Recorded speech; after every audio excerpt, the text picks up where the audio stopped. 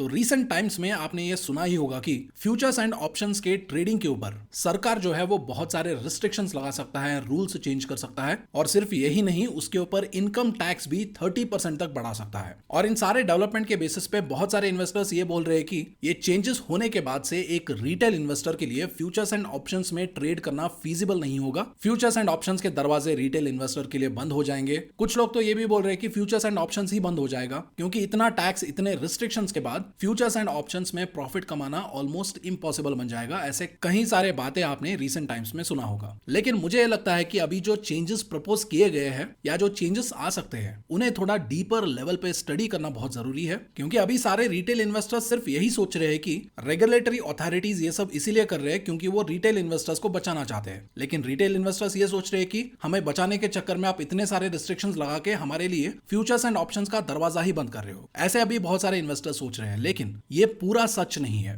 अगर आप इसके पीछे के असली रीजंस या पोटेंशियल रिस्क को जानेंगे, तब आपको खुद ही पता चल जाएगा कि गवर्नमेंट और रेगुलेटरी अथॉरिटीज ऐसे स्ट्रिक्ट कदम क्यों ले रहे हैं। तो आज के बारे में इसी टॉपिक के रिलेटेड डिस्कस करेंगे और हम एक डीपर लेवल पे ये समझने की कोशिश करेंगे कि आखिर गवर्नमेंट और regulatory agencies futures and options के ऊपर नए रिस्ट्रिक्शंस क्यों लगाना चाहते हैं, उसके पीछे का रीजंस क्या है। सबसे पहले हम उसे समझेंगे और उसके बाद हम ये भी समझने की कोशिश करेंगे कि आखिर गवर्नमेंट एंड रेगुलेटरी एजेंसीज ऐसे कौन से रिस्ट्रिक्शंस फ्यूचर्स एंड ऑप्शंस के मार्केट में लेके आना चाहते हैं, और अगर ये इंप्लीमेंट हो जाएंगे तो इसका इंपैक्ट एक रिटेल इन्वेस्टर के ऊपर क्या पड़ेगा, हम उसके ऊपर भी डिस्कस करेंगे। और यहां पर जो हम ज्यादा से ज्यादा जो डिस्कशन करेंगे उसको हम रिटेल पॉइंट ऑफ व्यू से ही देखेंगे, क्योंकि हमारा प्रायोरिटी हमेशा यह रहता है कि हम रिटेल इन्वेस्टर्स के पॉइंट ऑफ व्यू से डिस्कशन करें और रिटेलर्स को जो फायदा होता है या जो नुकसान होता है उसको हम ज्यादा डिटेल में समझे। लेकिन सबसे पहले जो भी हमारे चैनल पे नए आए हैं या जो भी हमारे वीडियो को पहली बार देख रहे हैं, तो मेरा नाम है भरत शंकर और मैं स्टॉक मार्केट में 2014 से इन्वेस्ट कर रहा हूं। And at the age of 30 मुझे प्रिविलेज मिला अपने जॉब से रिटायर होने का, और उसके बाद से मैं अपना स्टॉक मार्केट का पैशन फुल टाइम फॉलो कर रहा हूं। और उसके साथ साथ मैं फंडामेंटली ड्रिवन केस स्टडीज और इन्फॉर्मेटिव वीडियोस भी बनाता हूं।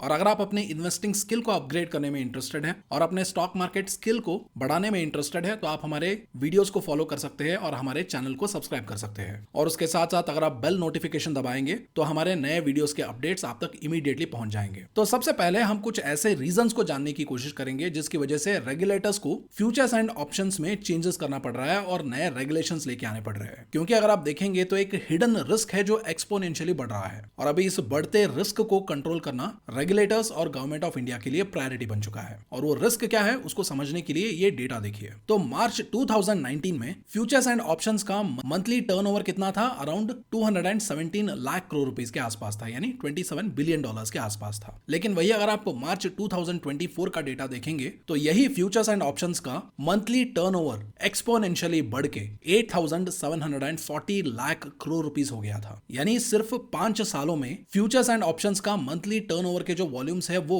40 गुना से भी ज्यादा बढ़ गए हैं। और अभी यही चिंता का विषय बना हुआ है, क्योंकि अभी ये जो अनकंट्रोल्ड और एक्सपोनेंशियल ग्रोथ जो हो रहा है फ्यूचर्स एंड ऑप्शंस के टर्नओवर में, इसे कंट्रोल करना प्रायोरिटी बन चुका है। और ये प्रायोरिटी क्यों बन चुका है, इसका एक ऑब्वियस रीजन जो ऑलमोस्ट सबको पता है, और वो रीजन ये है कि रिटेल का जो पार्टिसिपेशन है वो रीसेंट टाइम्स में एफएनओ ट्रेडिंग में बहुत ज्यादा बढ़ा है। और ये बात भी आप जानते होंगे कि maximum number of retail investors futures and options में जो कॉम्प्लेक्सिटीज है, रिस्क है, उसको समझे बिना लालच के चक्कर में उसमें कूद जा रहे हैं। और सेबी का ये फेमस स्टडी भी आपने देखा ही होगा, जहां पर सेबी ये बताता है कि around 89% of the individual traders जो है वो फ्यूचर्स एंड ऑप्शंस में लॉसेस करते हैं। और फाइनेंशियल ईयर 2022 में हर ट्रेडर अराउंड 1.1 लाख रुपीस का लॉसेस कर रहा था। तो ऑब्वियसली यहां पर सेबी का ये ड्यूटी बनता है कि वो रिटेल इन्वेस्टर्स को प्रोटेक्ट करे। तो ये बहुत ही ऑब्वियस रीजन है जिसके बारे में ऑलमोस्ट सभी जानते हैं। लेकिन आप में से शायद ही ये कोई जानता होगा कि किस तरीके से ये जो बढ़ते रिटेल पार्टिसिपेशन है उनको सिस्टमैटिकली लूटा जा रहा है। एंड ऑफ कोर्स आप ये ऑलरेडी जानते होंगे कि फ्यूचर्स एंड ऑप्शंस में रिस्क बहुत ज्यादा होता है, लेकिन इस रिस्क को कैसे सिस्टमैटिकली मैनिफेस्ट करवा के रिटेल इन्वेस्टर से कैसे पैसे छीने जा रहे हैं, वो अगर आप जानेंगे तो ये आपके लिए बहुत ही ज्यादा शॉकिंग होगा। क्योंकि अभी क्या हो रहा है, कुछ बड़े फॉरेन इन्वेस्टर्स क्या कर रहे हैं, वो सिस्टमैटिकली रिटेल इन्वेस्टर से पैसा ले रहे हैं और वो उन पैसों को अपने खुद का देश है या होम कंट्री है वहां पर लेके जा रहे हैं। और इसीलिए यहां पर गवर्नमेंट को भी इन्वॉल्व होना पड़ रहा है, क्योंकि from an economic point of view अगर आप देखेंगे तो एक देश के लिए आइडियल कंडीशन क्या होगा, आपके देश से पैसा बाहर कम जाना चाहिए, यानी यहां पर आके कोई कमा के अपना देश पैसा ले जा रहा है, ऐसा नहीं होना चाहिए। दूसरा पॉइंट, बाहर से देश के अंदर पैसा आना चाहिए, और जो पैसा ऑलरेडी देश में है वो देश के अंदर ही सर्कुलेट होना चाहिए। तो इससे क्या होगा, देश का इकोनॉमी ग्रो होगा, देश में जो रहने वाले लोग हैं उन्हें फायदा होगा, नौकरी ज्यादा होंगे, पर कैपिटा इनकम ज्यादा बढ़ेगा और इसके और भी कई सारे फायदे हैं। तो इसीलिए अगर कोई यहाँ पर कमा के उसको सिस्टमैटिकली अपने देश में ले जा रहा है तो उसके ऊपर रिस्ट्रिक्शंस लगाना जो है वो प्रायोरिटी बन जाता है। ऑफ कोर्स कुछ बिजनेसेस भी होंगे, फॉरेन कंपनीज भी होंगे जो इंडिया में काम करते हैं, वहां पर भी कुछ लोग सवाल पूछेंगे कि वो भी तो यहाँ पर कमा के अपने देश पैसे ले जा रहे हैं। हाँ, आई एग्री, लेकिन उनके ऑफिस इंडिया में है, वो हजारों लोगों को एम्प्लॉयमेंट भी देते हैं, इंडिया में टैक्सेस भी भरते हैं, तो इसीलिए उन्हें इंडिया में बिजनेस करने के लिए अलाउ करना ऑब्वियसली एक लार्जर लेवल पे हमें ही ज्यादा बेनिफिशियल है। And on the other hand अगर आप देखेंगे तो इंडिया में टेस्ला अभी तक क्यों नहीं आ पाया है, क्योंकि इंडियन गवर्नमेंट ये बोल रहा है कि आप यहीं पर मैन्युफैक्चर करो, यहीं पर लोगों को नौकरी दो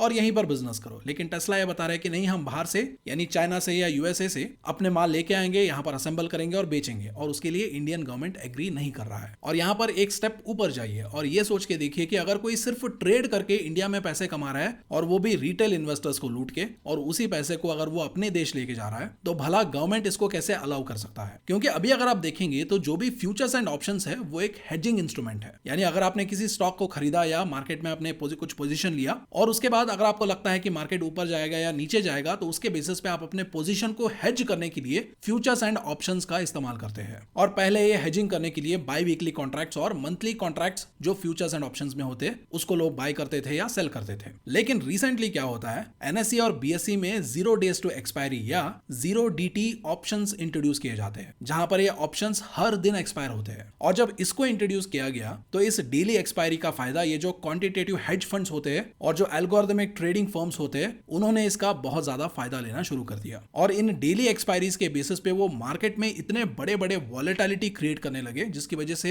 इनके चार्ट्स पे अगर आप देखेंगे तो एक्सपायरी पे बड़े बड़े स्पाइक्स आपको दिखेंगे। और इन स्पाइक्स की वजह से क्या हो रहा था, एक जो रेगुलर रिटेल ट्रेडर था उसके स्टॉप लॉस हिट हो रहे थे। जिन टेक्निकल्स के बेसिस पे रिटेल इन्वेस्टर्स काम कर रहे थे, वो टेक्निकल्स काम करना बंद कर दिया। और अगर आप ट्रेड करते हैं तो आपको पता होगा ट्रेडर्स अलग अलग सिस्टम्स का इस्तेमाल करते हैं, जहां पर हर एक इंडिविजुअल ट्रेडर का अपना खुद का ट्रेडिंग सिस्टम होता है, या कुछ फेमस ट्रेडिंग सिस्टम्स भी है जिसको कई सारे ट्रेडर्स फॉलो भी करते हैं। तो ऐसे जो ट्रेडिंग सिस्टम्स है वो फेल होने लगे, एंड मोर ओवर स्ट्रैडल जैसे न्यूट्रल ऑप्शन स्ट्रेटेजीज भी रिस्की बन गए। तो यहां पर अगर आप स्ट्रैडल के बारे में नहीं जानते तो ये एक न्यूट्रल ऑप्शन स्ट्रेटेजी है, जहां पर आप साइमल्टेनियसली पुट ऑप्शंस और कॉल ऑप्शंस दोनों को बाय करते हैं for the underlying security at the same strike price and for the same expiry date. तो इस तरीके से सिस्टमैटिकली जो रिटेल ट्रेडर्स थे वो पैसा गवा रहे थे, और वही पैसा कौन कमा रहा था, ये जो फॉरेन क्वांटिटेटिव हेज फंड्स है और ये जो फॉरेन एल्गोरिथमिक ट्रेडिंग फर्म्स है वो भर भर के पैसे कमा रहे थे। और प्रूफ के बेसिस पे अगर आप एक एग्जांपल देखना चाहे तो आपने ये जेन स्ट्रीट का इशू रिसेंटली सुना होगा। और ये जेन स्ट्रीट एक हाई फ्रीक्वेंसी और एल्गोरिथमिक ट्रेडिंग फर्म है जो इंडियन डेरिवेटिव मार्केट्स में बेट लगाता है, और इनके कुछ ट्रेडर्स ने कुछ ऐसे एल्गोरिथमिक ट्रेडिंग स्ट्रेटेजीज बनाए जो सिस्टमैटिकली इंडियन मार्केट से पैसा ले रहे थे और उसी पैसों को वो यूएस ले जा रहे थे। और उन्होंने इस एल्गोरिथमिक ट्रेडिंग में बिलियंस कमाए हैं। और अगर उन्होंने ये बिलियंस कमाया है तो गवाया किसने है? मेजरली यहाँ पर रिटेल इन्वेस्टर्स ने गवाया है। और अभी सिर्फ जेन स्ट्रीट ही सामने आया है क्योंकि ये बिलियंस ऑफ डॉलर्स कमा रहे थे, लेकिन कुछ और भी फर्म्स होंगे जो अभी स्पॉटलाइट में ना आए हो, या अभी वो एक छोटे लेवल पे ट्रेड कर रहे हो, जो ऐसे सिस्टमैटिक एल्गोरिथमिक मेथड्स का इस्तेमाल कर रहे हो। और अगर इन्हें छोड़ा जाए और अगर ये प्रॉफिटेबल बनते जाएंगे तो ऐसे और भी कई सारे फर्म्स आ जाएंगे जो फ्यूचर्स एंड ऑप्शंस के डेरिवेटिव्स को एक्सप्लॉइट कर सकते हैं। और इसीलिए ये भी एक रीजन है कि रेगुलेटर्स इस हैवी स्पेकुलेशन को अंडर कंट्रोल में लाना चाहते हो, and for that reason they are planning for new regulations. और उसके अलावा एक और मेजर रीजन ये भी है कि ये जो डेली एक्सपायरीज में हमने बड़े बड़े स्पाइक्स के बारे में बात किया था, जहां पर एक ही दिन में बहुत ज्यादा बढ़ रहा है या बहुत ज्यादा गिर रहा है कोई ऑप्शन, तो वो एक बहुत ही रॉन्ग सिग्नल सेंड कर रहा था इन्वेस्टर कम्युनिटी में। क्योंकि अगर कोई निफ्टी का ऑप्शन 10 रुपए है और एक्सपायरी में वो 100 रुपए हो जाता है या 1000 रुपए हो जाता है because of these big spikes on daily expiries, तो उसकी वजह से एक बहुत ही रॉन्ग सिग्नल इन्वेस्टर कम्युनिटी को जा रहा था, और इसी को एग्जैजरेट करके सोशल मीडिया में भी बताया जा रहा था। जैसे कि अगर आपने 1 रुपए लगाया होता तो वो 100 रुपए होता, 10 रुपए लगाया होता तो 1000 रुपए होता, 1 लाख लगाया होता तो 1 करोड़ होता, 1 करोड़ लगाया होता तो 100 करोड़ होता। ऐसे एग्जैजरेटेड सोशल मीडिया इन्फ्लुएंस की वजह से भी बहुत सारे लोग बिना सोचे बिना समझे फ्यूचर्स एंड ऑप्शंस में कूदे जा रहे थे और पैसे गवाए जा रहे थे। यानी ये जो डेली एक्सपायरी है या फ्यूचर्स एंड ऑप्शंस है, उसको लोग गैम्बलिंग के नजरिए से देख रहे थे और उसमें सट्टा कर रहे थे। एंड ऑफ कोर्स इस सट्टे में और इस गैम्बलिंग में बहुत लोग पैसा गवा रहे थे, और हमने कुछ टाइम पहले ये भी डिस्कस किया कि उस पैसे को कौन ले जा रहा था। तो अभी उसके बाद अभी फ्यूचर्स एंड ऑप्शंस का जो टर्नओवर है या वॉल्यूम्स है जो इतना ज्यादा बढ़ रहे थे, उसकी वजह से मैनिपुलेशन के कंसर्न्स भी सामने आ रहे थे। क्योंकि अगर आप देखेंगे तो futures and options investment hedging के लिए इस्तेमाल किया जाता है। जैसे कि अगर आपने आईसीआईसीआई बैंक का स्टॉक खरीदा और आपको यह लगता है कि स्टॉक का जो प्राइस है कुछ आने वाले क्वार्टरली रिजल्ट के इवेंट की वजह से या कुछ न्यूज अपडेट की वजह से गिर सकता है, तो इसी गिरावट से आप अपने इन्वेस्टमेंट इन्वेस्टमेंट को प्रोटेक्ट करने के लिए आप क्या करते हो, आप आईसीआईसीआई बैंक का पुट ऑप्शन खरीद लेते हो। और इनकेस अगर मान लीजिए आपने जो रिस्क के बारे में सोचा है अगर वो मैनिफेस्ट होता है तो आपका आईसीआईसीआई बैंक स्टॉक गिरेगा, लेकिन आपका जो पुट का ऑप्शन वैल्यू है वो बढ़ जाएगा, जो पोटेंशियली आपके लॉसेस को ऑफसेट कर देगा। तो ये फ्यूचर्स एंड ऑप्शंस का पर्पस है। लेकिन अभी आप ये मान लो कि इतने सारे जो वॉल्यूम डिस्क्रिपेंसीज है उसकी वजह से अगर कैश मार्केट में बहुत कम वॉल्यूम्स है लेकिन वही फ्यूचर्स एंड ऑप्शंस में इतने भर भर के बहुत हाई वॉल्यूम्स है, तो इसकी वजह से क्या होगा, मार्केट मैनिपुलेशन हो सकता है। क्योंकि आइडियली डेरिवेटिव्स का जो वैल्यू है यानी फ्यूचर्स एंड ऑप्शंस का वैल्यू है वो उसके अंडरलाइंग एसेट से डिराइव होना चाहिए, यानी जो असली कैश मार्केट में जो स्टॉक है उसके वैल्यू से फ्यूचर्स एंड ऑप्शंस का वैल्यू डिराइव होना चाहिए। लेकिन अगर फ्यूचर्स एंड ऑप्शंस में इतने बड़े बड़े पोजीशंस है और इतने बड़े बड़े वॉल्यूम्स है, उसकी वजह से चांसेस है कि मैनिपुलेशन हो, जिसकी वजह से मार्केट का जो ट्रू कंडीशन है वो रिफ्लेक्ट ना हो। यानी अभी आइडियली ऐसा होना चाहिए कि अगर आईसीआईसीआई का स्टॉक बढ़ता है तो उसके बेसिस पे फ्यूचर्स एंड ऑप्शंस का वैल्यू भी बढ़ना चाहिए। लेकिन इतने हैवी वॉल्यूम्स के बेसिस पे ऐसा नहीं होना चाहिए कि मार्केट में आईसीआईसीआई बैंक का जो स्टॉक वैल्यू है कुछ और है लेकिन फ्यूचर्स एंड ऑप्शंस मार्केट में उसका वैल्यू और एक्सपेक्टेशंस कुछ और ही है। तो इसीलिए भी ये जो अनकंट्रोल्ड वॉल्यूम ग्रोथ हो रहा था उसको रोकना जरूरी था। तो अभी इसके बाद हम ये समझने की कोशिश करेंगे कि अभी सरकार और रेगुलेटरी एजेंसीज ऐसे क्या करने वाले हैं जिससे वो इन सारे कंसर्न्स को एड्रेस कर सकते हैं। और उसके साथ साथ हम ये भी समझने की कोशिश करेंगे कि अभी सरकार और रेगुलेटरी एजेंसीज जो करने वाले हैं उसका इंपैक्ट एक रिटेल इन्वेस्टर के ऊपर या एक रिटेल ट्रेडर के ऊपर क्या पड़ेगा। लेकिन हाँ, अभी जो आप रिसर्च देख रहे हैं ऐसे क्वालिटी रिसर्च बनाने के लिए हमें एटलीस्ट 15 घंटे से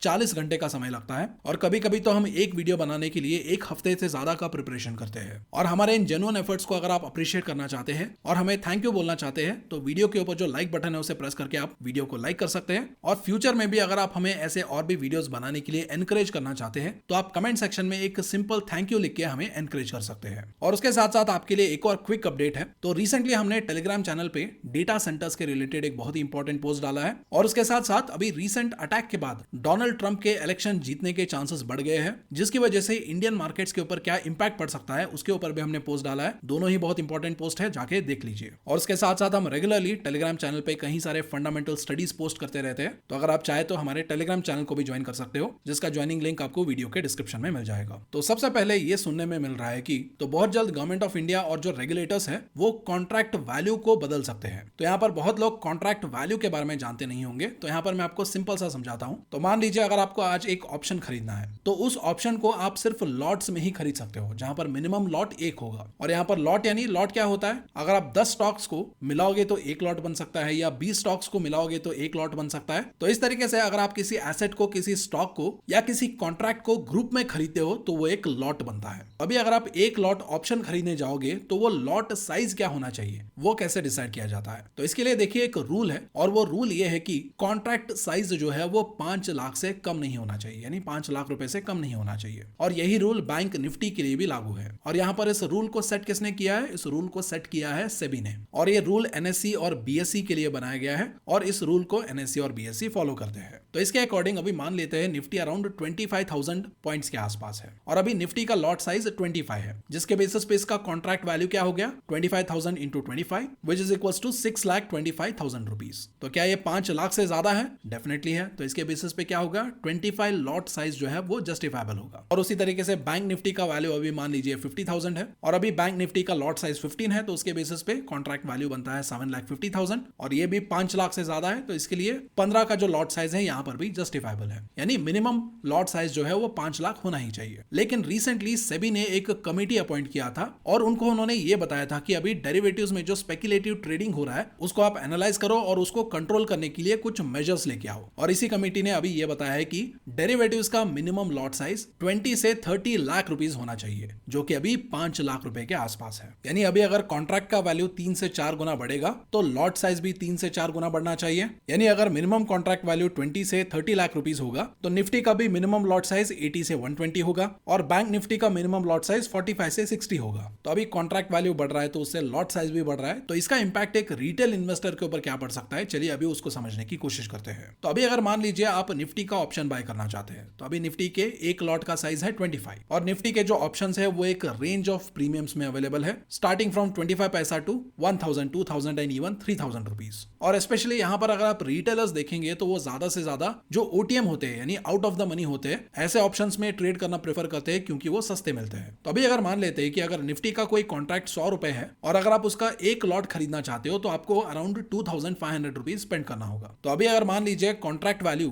5 लाख से बढ़ के 30 लाख रुपए हो जाता है, जिसकी वजह से लॉट साइज 25 से बढ़ के 120 हो जाता है, तो अभी आपको 2500 रुपीज नहीं बल्कि आपके पास अभी 12,000 रुपए होने चाहिए to buy that same Nifty option. Of course ये तो निफ्टी आउट ऑफ मनी का ऑप्शन एग्जांपल है, लेकिन अगर आप जैसे जैसे स्ट्राइक प्राइस के नजदीक आते जाएंगे वैसे वैसे ही रिटेल इन्वेस्टर्स के लिए वो ऑप्शंस और भी महंगे होते जाएंगे। तो इस तरीके से कॉस्ट लेवल पे एक एंट्री बैरियर क्रिएट किया जा सकता है, जिसकी वजह से ऐसे रिटेलर्स जिनके पास बहुत ही कम कैपिटल है या जो कम कैपिटल लेके मार्केट में आते हैं वो फ्यूचर्स एंड ऑप्शंस में ट्रेड नहीं कर सकते हैं। तो इसकी वजह से पोटेंशियली जो रिटेल पार्टिसिपेशन है उसे कुछ हद तक कम किया जा सकता है, स्पेशली वो रिटेल पॉपुलेशन जो बहुत ही कम पैसा लेके मार्केट में इन्वेस्ट करने आता है या ट्रेड करने आता है। एंड ऑफ कोर्स यहाँ पर दोनों आर्ग्यूमेंट्स आएंगे, एक तरफ रिटेलर्स को प्रोटेक्ट करने का आर्ग्यूमेंट आएगा और वही दूसरी तरफ छोटे रिटेलर्स को एफएनओ का एक्सेस बंद हो जाएगा, वो भी आर्ग्यूमेंट आएगा। And from a moral stand point of view आपको क्या लगता है वो आप कमेंट्स में बताइए, और इसके रिलेटेड अगर आपको ओपिनियन शेयर करना है तो वो भी आप कमेंट्स में शेयर कर सकते हैं। तो अभी इसके बाद दूसरा पॉइंट डिस्कस करेंगे और वो पॉइंट होगा option seller point of view से, यानी जो ऑप्शंस बेचते हैं उनके पॉइंट ऑफ व्यू से इस सिचुएशन को समझने की कोशिश करते हैं। तो अभी मान लीजिए अगर आपको एक कॉल और पुट ऑप्शन सेल करना है, तो यहाँ पर देखिए यही मैंने सेंसिबल के स्ट्रेटेजी में डाला है। तो इसके हिसाब से यहाँ पर सेंसिबल ये बताता है कि तो अभी इस कॉल और पुट को सेल करने के लिए मुझे अराउंड 91,383 रुपीज का फंड्स चाहिए, या यूं बोल लीजिए मुझे एक कॉल और पुट सेल करने के लिए मेरे पास 91,383 रुपीज का मार्जिन होना चाहिए, या इन्हें बेचने के लिए ये मार्जिन रिक्वायरमेंट है। तो अभी इसी मार्जिन रिक्वायरमेंट को ही बढ़ा दिया जाएगा, तब क्या होगा। तो अभी देखिए अगर कोई ऑप्शन सेलर है और मान लीजिए अगर वो कुछ ऑप्शंस मार्केट में बेचना चाहता है और उसके लिए मार्जिन रिक्वायरमेंट है 1 करोड़ रुपए, यानी उसने 1 करोड़ रुपए यहां पर डाला, ऑप्शंस बेचे और उसकी वजह से उसको प्रॉफिट हो रहा है अराउंड 1 लाख रुपए का, यानी उसने 1 करोड़ रुपए इन्वेस्ट किए, उसके ऊपर उसको 1 लाख रुपए का फायदा हुआ या रिटर्न्स मिले। लेकिन अभी इस मार्जिन रिक्वायरमेंट को 1 करोड़ रुपए से बढ़ा के 4 करोड़ रुपए किया जाता है, तब क्या होगा, उसने 4 करोड़ इन्वेस्ट किए to earn that same 1 lakh rupees. और वही अगर इस मार्जिन रिक्वायरमेंट को और भी ज्यादा बढ़ा के 8 करोड़ रुपए किया जाएगा, तब क्या होगा, 4 करोड़ के बदले अभी उसको 8 करोड़ इन्वेस्ट करने पड़ेंगे to earn the same 1 lakh rupees, यानी रिटर्न सेम है लेकिन इन्वेस्टमेंट यहां पर बढ़ रहा है, जिसकी वजह से क्या होगा, ऑप्शन सेलर कम पैसे बनाएंगे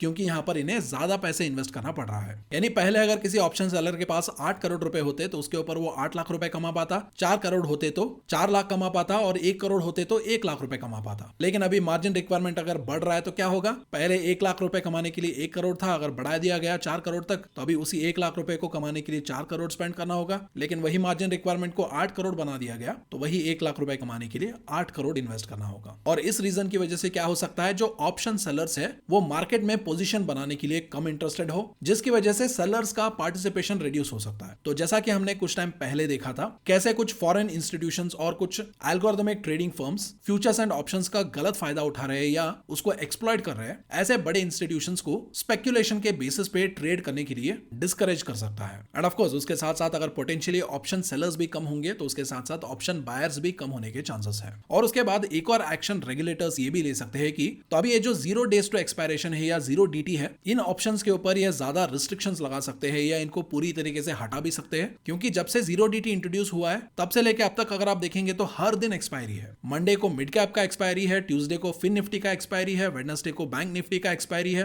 थर्सडे को निफ्टी का एक्सपायरी और फ्राइडे को सेंसेक्स का एक्सपायरी है। तो हर दिन एक एक्सपायरी है और इस हर दिन एक्सपायरी की वजह से अगर आप देखेंगे तो हर दिन निफ्टी, बैंक निफ्टी वगैरह वगैरह में अगर आप देखेंगे तो हर दिन बड़े बड़े स्पाइक्स आपको देखने को मिलेंगे, सडन राइज होगा, सडन फॉल होगा, जिसकी वजह से बहुत सारे रिटेल इन्वेस्टर्स और बहुत सारे इन्वेस्टर्स का स्टॉप लॉस ट्रिगर हो रहा है और उनको लॉसेस हो रहा है। क्योंकि अगर हर दिन एक्सपायरी है और हर दिन इतना ज्यादा वॉलेटिलिटी है तो इसके जो अल्गो ट्रेडर्स है और बाकी के जो इंस्टीट्यूशनल ट्रेडर्स है जिनके पास बड़े बड़े सेटअप्स है या large number of traders together trade कर रहे हैं, तो उनको डेफिनेटली यहां पर एक बहुत ही अनफेयर एडवांटेज मिल रहा है, जो ऐसे सडन स्पाइक्स का फायदा उठा रहे हैं। और रिटेल इन्वेस्टर्स को ये जो सडन स्पाइक्स हो रहे हैं उन्हें as a opportunity social media में प्रेजेंट किया जा रहा है, जैसे कि अगर आज 1 रुपए लगाया होता तो 100 रुपए हो जाता है, 1000 रुपए हो जाता वगैरह वगैरह। और इसीलिए ज्यादा से ज्यादा retail investors futures and options में आ रहे हैं, पैसा गवा रहे हैं और कुछ लोगों का तो कैपिटल जीरो भी हो रहा है। और इसीलिए सेबी जो है वो फिर से ये जो 0 DT जिसको रिसेंटली इंट्रोड्यूस किया गया था उसको फिर से बंद करने के चांसेस है। और उसके साथ साथ सेबी ये भी कर सकता है कि वो एक्सचेंजेस को ये बता दे कि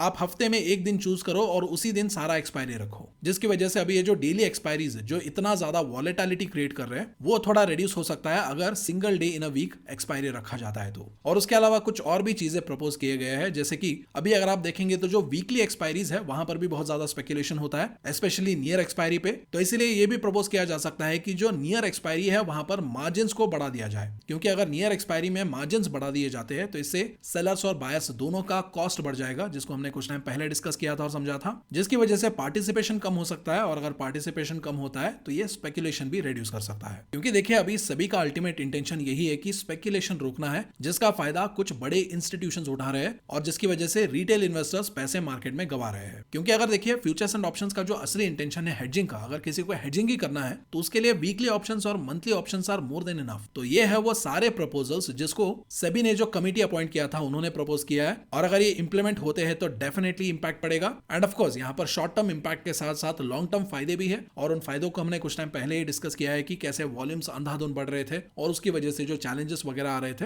वो अभी थोड़े कंट्रोल में आ सकते हैं। और उसके साथ साथ सेबी जो है वो नंबर ऑफ स्ट्राइक प्राइजेस को भी रिड्यूस कर सकता है, क्योंकि अभी अगर आप देखेंगे तो निफ्टी में हर 50 पॉइंट्स पे एक स्ट्राइक प्राइस है, और वैसा ही सिचुएशन बैंक निफ्टी में भी है। और इसीलिए अगर आने वाले टाइम में अगर रेगुलेटर्स इन स्ट्राइक प्राइजेस को रिड्यूस करते हैं, यानी हर 100 पॉइंट पे एक स्ट्राइक प्राइस दे या 200 पॉइंट पे दे या 300 पॉइंट पे दे, अगर ऐसा करके नंबर ऑफ स्ट्राइक प्राइजेस को रिड्यूस किया जाता है from the rational of hedging point of view, तो उसके बाद क्या होगा, यहाँ पर ऑप्शंस कम हो जाएंगे। अगर ऑप्शंस कम हो जाएंगे तो इससे स्पेकुलेशन का जो स्कोप है वो भी कम हो सकता है। एंड फाइनली ये भी अभी बताया जा रहा है कि गवर्नमेंट ऑफ इंडिया जो है वो फ्यूचर्स एंड ऑप्शंस में जो भी कमाई होता है उसके ऊपर 30% का टैक्स लगा दे, क्योंकि ये बताया जाता है कि आने वाले बजट में फ्यूचर्स एंड ऑप्शंस के जो अर्निंग्स है उनको स्पेकुलेटिव इनकम के अंडर लाया जा सकता है, और अभी जो स्पेकुलेटिव इनकम है उसके ऊपर 30% का टैक्स लगता है। एंड ऑफ कोर्स हिस्टोरिकली आपने देखा होगा कि अगर किसी पर्टिकुलर एक्टिविटी को डीमोटिवेट करना है तो उसके ऊपर टैक्स बढ़ा दिया जाता है। जैसे कि क्रिप्टो ट्रेडिंग को डीमोटिवेट करना था तो इसीलिए गवर्नमेंट ने क्या किया, वहां पर भी टैक्स बढ़ा दिया। गवर्नमेंट चाहता है कि लोग सिगरेट और दारू कम पिए, जिसकी वजह से वहां पर भी वो बहुत ज्यादा टैक्स लगाता है। लेकिन हाँ, वहां पर जनता जो है वो बहुत कम डीमोटिवेट हो रहा है, बल्कि उल्टा तो बहुत लोग इस बात से खुश है कि आजकल पेट्रोल और बियर दोनों सेम कॉस्ट पे मिल रहा है। बट हैविंग सेड दैट, अगर आप एक तरफ से देखेंगे तो स्पेकुलेटिव ट्रेडिंग को डीमोटिवेट करने के लिए और रिटेल इन्वेस्टर्स को ऐसे ट्रेडिंग एक्टिविटीज में पार्टिसिपेट करने के लिए टैक्स बढ़ाना एक तरीके से सही लगता है। लेकिन वही दूसरी तरफ कुछ ऐसे ट्रेडर्स भी है, कुछ ऐसे इन्वेस्टर्स भी है जो एफएनओ ट्रेडिंग को सही में समझते हैं, वहां पर रिस्क क्या है, वहां पर रिवॉर्ड क्या है, वहां पर कॉम्प्लेक्सिटीज क्या है, उसको डिटेल में समझते हैं, उसको स्टडी करते हैं। तो ऐसे जो जेन्युइन ट्रेडर्स और इन्वेस्टर्स है उनके लिए थोड़ा सा बुरा लगता है, क्योंकि वो स्टडी कर रहे हैं, रिस्क समझ रहे हैं, रिस्क ले रहे हैं, उसके बेसिस पे अगर वो पैसे कमाते हैं तो उसके ऊपर उन्हें 30% टैक्स देना, तो ये उनके लिए थोड़ा डीमोटिवेटिंग हो सकता है। एंड ऑफ कोर्स इसके बारे में आपको क्या लगता है वो भी आप कमेंट्स में बता सकते हैं। बट आई होप अभी ये पूरा स्टडी देखने के बाद आपको ये क्लियर हो गया होगा कि अभी ये रेगुलेशंस क्यों आ रहे हैं, उसके पीछे के रीजंस क्या है, अगर ये इंप्लीमेंट होंगे तो क्या होगा। I hope all these points are clear for you. और उसके साथ साथ अगर आप ऐसे ही फंडामेंटल ड्रिवन केस स्टडीज में इंटरेस्टेड है, अपडेट्स में इंटरेस्टेड है, पोस्ट में इंटरेस्टेड है, तो उसके लिए आप हमारे मेंबर कम्युनिटी भी ज्वाइन कर सकते हो, जिसका ज्वाइनिंग लिंक आपको वीडियो के डिस्क्रिप्शन और कमेंट्स में मिल जाएगा। So thank you so much for watching. I will see you in the next video.